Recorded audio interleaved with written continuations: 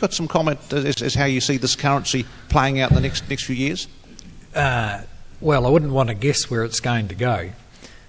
But it is, if I can share with you a small frustration I have over this issue.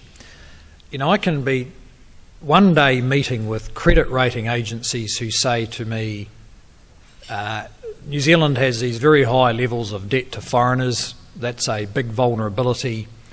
You're in danger of a sudden stop, you know, where the market just stops lending to you, and therefore, you know, your credit risk is higher than we would like to see it, on the one hand.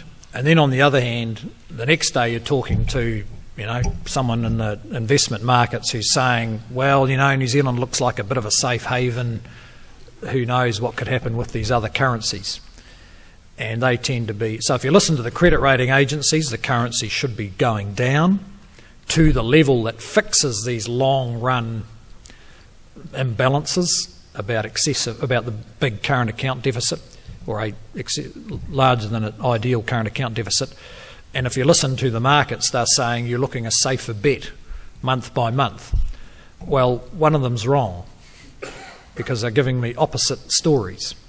And I think that just shows the kind of confusion you've got in global markets, not just about us, but, you know, about other currencies like the yen, which has been consistently strong, even though Japan has got the worst public debt in the developed world by quite a long way.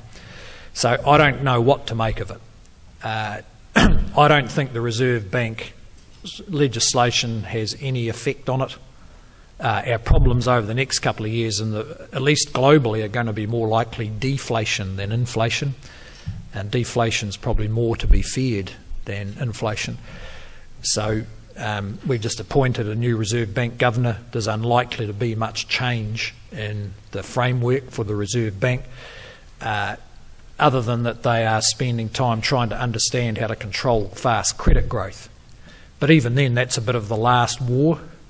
I don't imagine credit growth in, I think, 2007 was something like 16% growth in the borrowing in New Zealand. Well, at the moment it's 0 or 1%. It's creeping up.